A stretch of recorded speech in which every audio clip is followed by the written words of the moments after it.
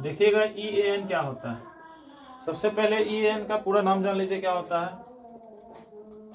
Effective atomic number.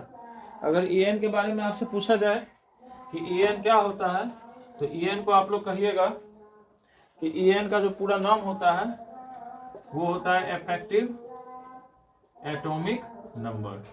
Effective atomic number को हिंदी में कहते हैं प्रभावी परमाणु क्रमांक। ठीक। EAN का फॉर्मूला क्या होता है ये जान लीजिए। Z minus oxidation number plus 2 गुने कोऑर्डिनेशन नंबर। अब यहां पर Z क्या है? केंद्रीय परमाणु संख्या। केंद्रीय परमाणु संख्या। ONO क्या है? ऑक्सीकरण संख्या। और CNO क्या है आपका? उपसह संयोजी संख्या। उपसह संयोजी संख्या। तो इतना आपको ध्यान में रखना है। ONO का मतलब ऑक्सीडेशन नंबर, CNO का मतलब कोऑर्डिनेशन नंबर, Z केंद्रीय परमाणु संख्या। आपसे जैसे क्वेश्चन दे दे कि K4FeCN6 में इस कंपाउंड का EAN क्या होगा यानी प्रभावी परमाणु क्रमांक। तो ये होता क्या है एक्चुअली में, तो EAN क्या होता है कि किसी भी इनऑर्गेनिक कंपाउंड की स्टेबिलिटी को बताता है। तो Z पे आते हैं, तो सेंट्रल एटम मेरा ये है, तो Fe का Z कितना होगा? 26। आपको पता होना चाहिए। केंद्रीय पर यानी Fe का परमाणु संख्या 26 होता है, 26। ऑक्सीडेशन नंबर की यदि हम लोग बात कर ले तो ऑक्सीडेशन नंबर इसका कितना निकल जाएगा? तो K का +1 होता है ऑक्सीडेशन नंबर गुने 4। Fe को X मान लीजिए। साइनाइड हो जाएगा -1 गुने 6, टोटल चार्ज 0। यहाँ आ जाएगा +4 + X - 6 = 0।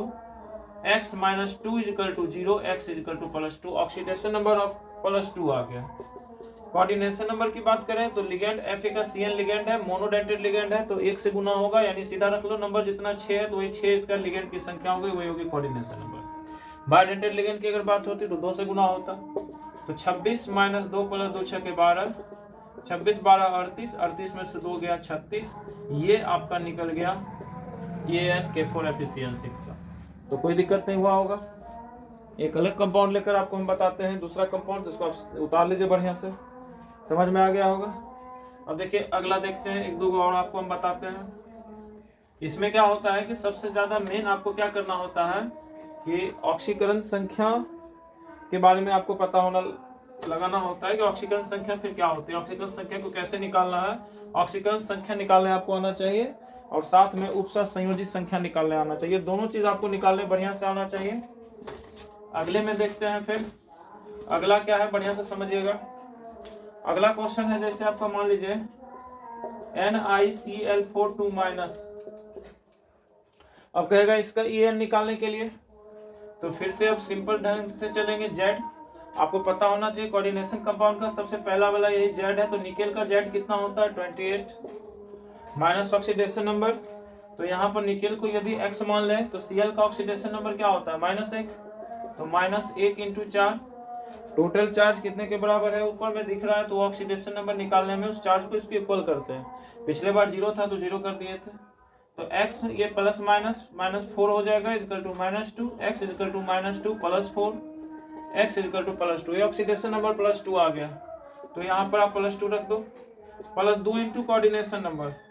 तो आपको बताए थे Cl फिर कल बाहर आएगी साइना, ये सब मोनोडेटेड लिगेंड है, तो एक ही से गुना होगा, यानी आप सिंपल रखो कि इसका जो सेंट्रल एटम के बगल का जो लिगेंड संख्या 4 है तो वही हो जाएगा 4। यही अगर बायडेंटेड लिगेंड होता तो बायडेंटेड लिगेंड में आप इसको 2 से गुना कर देते हैं, जैसे C2O4 होता तो आप यहाँ पर क्या कर देते, 2 से गुना करके निकाल लेते। तो यहाँ क्या हो जाएगा 28 ± 2 + 2 = 8, 28 8 36, 36 में 2 गया 34, यानी इसका कितना आ गया EN? तो 34 आ गया। तो NiCl4 का आपका 34 आ गया। एक क्वेश्चन और हम आपको करके दिखाते हैं, तो समझ में आ गया होगा। अगर आपको EN निकालना है तो EN आपको इस मेथड से निकालना होगा। EN आप इस प्रकार से ज्ञात किसी का भी कर सकते हैं, और यहाँ से आपको फायदा यह है कि कोऑर्डिनेशन नंबर, ऑक्सीडेशन नंबर आप सबकी जानकारी ले सकते हैं, सबको आप निकाल सकते हैं। कुछ कंपाउंड है जो आपको परेशान कर सकते हैं, आप सबके बारे में जान सकते हैं। एक क्वेश्चन और हम लेना चाहते हैं, देखिएगा। जैसे ये क्वेश्चन आपके एग्जाम में कई बार आया हुआ है, NiCO4 NiCO4 का अगर पूछ देगा En क्या होगा तो सबसे पहले इसका ऑक्सीकरण संख्या भी याद रखिएगा। कार्बोनिल होता है CO का ऑक्सीकरण संख्या 0 होता है। अब CO का यदि ऑक्सीकरण संख्या 0 होता है तो निकेल X मान लेंगे, ये 0 × 4 हो जाएगा, टोटल चार्ज बराबर 0, X बराबर कितना हो जाएगा, ये 0 हो जाएगा, तो यहाँ 0 आ गया। ऑक्सीडेशन नंबर की अगर बात करें तो ऑक्सीडेशन नंबर 0 आ गया। अब कोऑर्डिनेशन नंबर की बात करते हैं, उपसंयोजी संख्या, तो आपको पता है ये केंद्रीय परमाणु है, उसके बगल में ये लिगेंड है, इसकी संख्या होती है कोऑर्डिनेशन संख्या। तो कितनी होगी कोऑर्डिनेशन संख्या, 4। और ये Z है, सेंट्रल एटम है, तो निकेल का परमाणु संख्या कितना होता है, 28। तो फॉर्मूला लगा लेते हैं हम लोग, EAN = Z - oxidation number plus 2 × coordination number. अब Z कितना है सेंट्रल एटम भाई, निकेल का 28 है। ऑक्सीडेशन नंबर की बात करें हम लोग तो ऑक्सीडेशन नंबर अभी कितना आया, ऑक्सीकरण संख्या 0 आया। कोऑर्डिनेशन नंबर की बात करें तो कोऑर्डिनेशन नंबर 4 आया। 28 - 0 + 2 × 4 = 8, 28 8 36, तो इसका EN कितना आ गया, 36 आ गया। तो आप इस प्रकार से हर एक कंपाउंड का EN आप निकाल सकते हैं। तो आप इसको आराम से किसी भी कंपाउंड का EN निकाल लीजिएगा, ठीक है। और भी इसमें बहुत सारे टॉपिक हैं, इस टॉपिक को हम अगले प्रॉब्लम में चर्चा करेंगे। तो आप EN समझ गए होंगे तो देख लीजिएगा EN।